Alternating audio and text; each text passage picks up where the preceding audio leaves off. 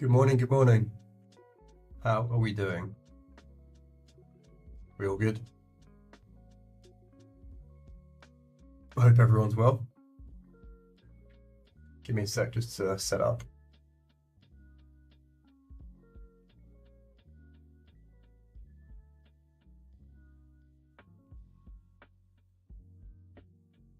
Okay, so let's kick things off.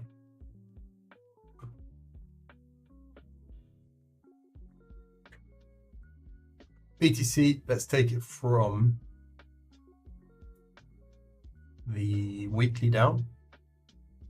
Probably a good place to start. Get rid of these alert lines. Okay, so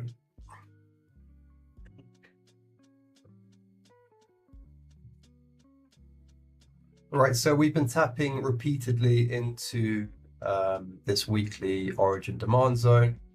Not much has changed from that perspective. Okay, so we've been in and around this area for the last 9 weeks, right?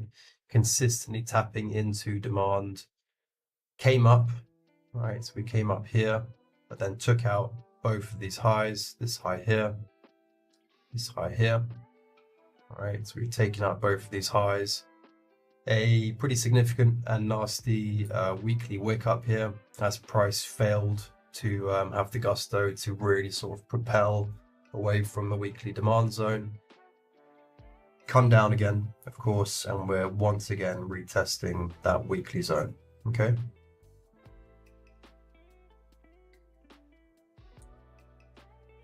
Three-day, what I was hoping for, right? I spoke about this last stream. What I was hoping for was a divergence here, right? So in here,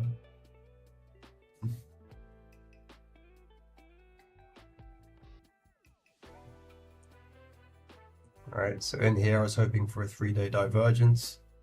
Didn't get one that I was happy with, right? Yes, we had the AO and the RSI both diverging. Technically speaking, against price, if we go over to line, we can see it here. Okay, so price was technically making lower lows with the 3-day bodies, as the RSI and the awesome oscillator both made higher lows. Okay, but I didn't like the RSI, right? And I really need to see, I'll never action an AO divergence solely, right? I will sometimes action a RSI divergence solely, but the RSI has to be there for me. And I didn't have that because the second leg didn't come down here. Right, so we didn't get that second leg go into overextension. Instead, it just started sort of dribbling up towards the reset. So my eyes were looking for a reset, right, from this point. It's a shame because if we did push down lower, potentially take out this low here as well, you know, give us some really good delta, negative delta in this area, and give us a well-structured flat bottom 3-day divergence, then it would have been a really nice long play to take. Alas, we didn't have that, okay? So what happened was indeed price just sort of grind up here into the 50 level, right? Rejected off the 50 level as we took out these two highs, swept these two highs, closed back below, and you can see the effect of that playing out now, okay? So the 3-day 50 is probably the key level to keep your eye on, okay? You can see how pivotal it's been in this area here, okay? Give or take, you know, some slight deviations to the exact level. But as long as the 50 level, as long as we're under the 50 on the 3-day, then yeah, probably lower. Okay, that's for me the key level to reclaim. That being said, we are still tapping into weekly demand, okay? But as we know by theory of supply and demand, the more taps to demand that we have, or more taps to supply that we have, the weaker that liquidity gets, right? And really after, you know, all of this here, we really want to see it play out, Okay, we don't really want to see price revisiting demand yet again. And if we start getting closes into this weekly demand zone, then it's even more. Um, it's more of a sign that it's weak. Okay, and it's more of a sign that we won't get that push away from weekly origin demand.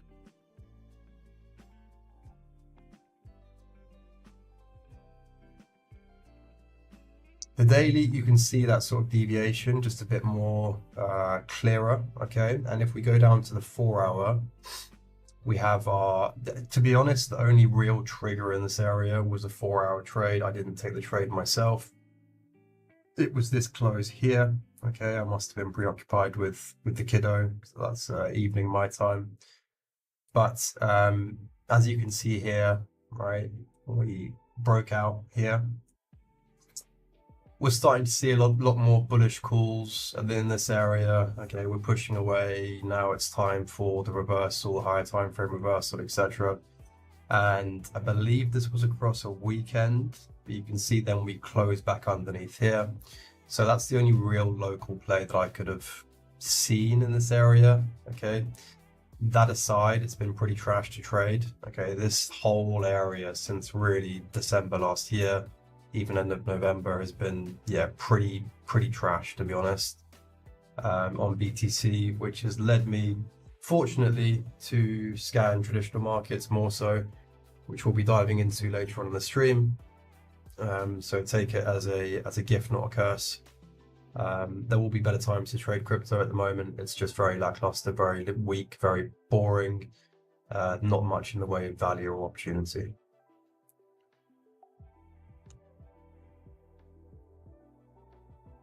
Okay, so that's really all there is to talk about on BTC. Okay, still very much range bound in this area, deviated this range here.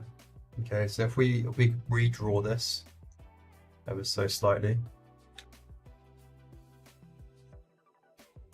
simply treat it like this. Right, this is probably the easiest way to look at BTC at the moment. Range bound, right? Very much range bound.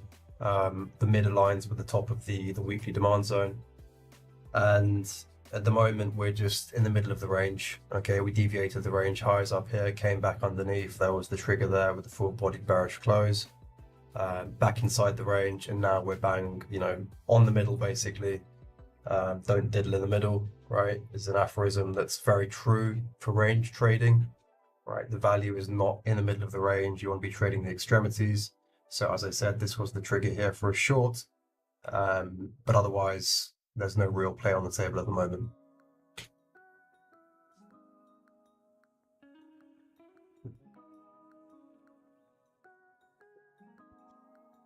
ETH, same story, right? Same exact story, only for ETH we're underneath the mid. That's the only real difference, okay?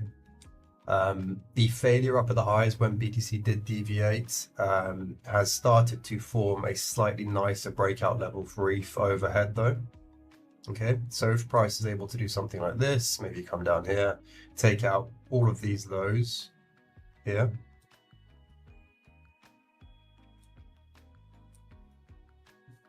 which when we have lows that stack up that are unswept, likely the play. Okay, take out these perhaps, but then come back up and then form some sort of consolidation underneath here to then break out. Okay, we have a potential long scenario on our hands here, as we have a more credible breakout level to play with off the back of the BTC deviation, which then basically gave credence to this level by means of quite a few taps here. So we've got 1, we've got 2, we've got 3. 3 is the green light to take it as a breakout level. If we are to come back up, revisit this level, hover underneath it, form some sort of consolidation.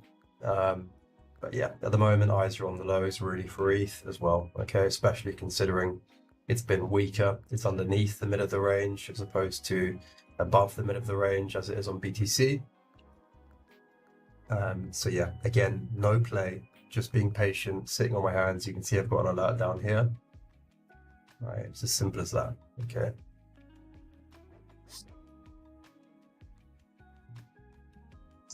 let's fly through the condensed crypto list, which is basically just a list of the crypto markets that aren't completely flat on their ass, right? So there's some volatility, there's some potential upside, some potential downside, and they're not just completely dead at the moment, right? So it's a condensed list that I have. This is basically the only list that I'm scanning through at the moment. Okay, you can see it's not very many markets. And then once every few weeks, I'll scan my more extensive list here of circa 150 tickers or so here on the weekly, just to see if any of these have sort of, you know, jumped back to life, had the Lazarus effect, and need to be added to the list. Okay.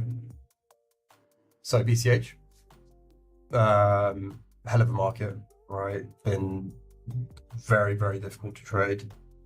Okay, very difficult to trade indeed. We had a nice breakout level here, came up, deviated, closed underneath, and now we're just mucking about here. Okay. BNB, a lot of bullish narrative around BNB. You know, essentially breaking out of this SR here. Okay, BNB is basically a great illustration, kind of case in point, how these SR levels, which are sort of baked in and around general price, okay, so if we place it somewhere like this, are much more difficult to trade than isolated breakout levels without any left side price action in the way. What I mean by that is, if you were taking this trade here,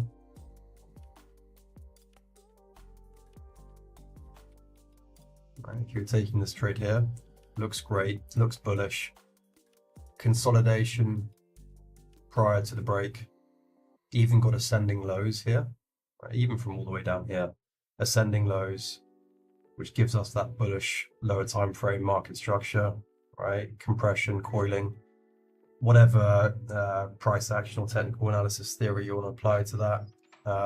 It looks good in multiple ways, right? But the issue is that you have all of this here, right? All of this here, which could be latent supply, which could be highs to sweep, right? And you can see essentially what we've done is we've come up here, and we did in fact do that, swept this high here, right, swept this local high, so we swept the historic high here, swept the local high here, failed, came underneath, locked back underneath the potential breakout level or SR, and now is in a state of potentially quite a disadvantageous position, and that's why when I'm taking my breakout trades, I didn't take this trade on BNB for this reason exactly. When I take my breakout trades, I want to see them not occurring into this, right? I want to see them occurring into nothing, right? Usually in price discovery, or at least in an area where the historic left side price action is so far dated that it's not cropping up on the screen, right? Something like this. 3 taps, consolidation, trade the break, long, stop below consolidation, plus tabs, take the trade. But we don't have this sort of thing in the way, right? All of this historic price action where price can come up, you know, let's say there's some supply in there, and do this, right? Because it's moving into some supply in here. Okay. Don't want to be trading anything like this at all. Right, it's much harder to predict, right? It's a trade that I'm taking with much less confidence, and therefore a trade that I'm not really taking at all.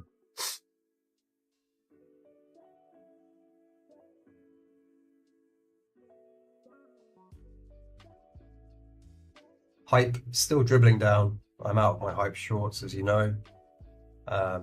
But yeah, still looks pretty crap, to be honest, since we've lost this level here around the low 30s. I was saying that, yeah, unless we can sort of reclaim this level with haste, then it looks pretty trash. We didn't do that. We dribbled down. I took a short from here to here, decided to close it, and I'm not really regretting it, to be honest, because it's still just dribbling. There's no real sharp moves or capitulation, but could still be on the cards. It could still be on the cards. But yeah, hype looks particularly weak at the moment. Again, sort of just chopping around. There's not really anything to action here. I've got an alert up here, 2 alerts, right? If we spike up, take the highs, looking for speed, looking for divergences, looking for a potential short position. Sol came up, took out these double stacked highs that we had up here, which was basically my area of interest for a potential short position. But if we go down to the lower time frames, we can see that there wasn't really anything to action here, right? There's nothing in the way of divergence. Go down to the hourly, still nothing here. Okay, so we had a AO divergence just about here. That's price. The price bodies make higher highs, AO making lower highs, but we have an RSI reset in the midst of that. So again, nothing particularly actionable. Didn't take a position here on Sol. TRX moved into daily supply, rejecting, locked underneath its double stacked highs as well. Needs to reclaim all of this for any bullish impetus, otherwise it's probably lower for TRX as well.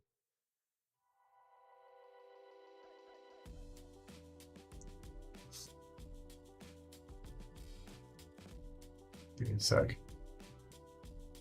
I'm not sure what's happening here with Chrome.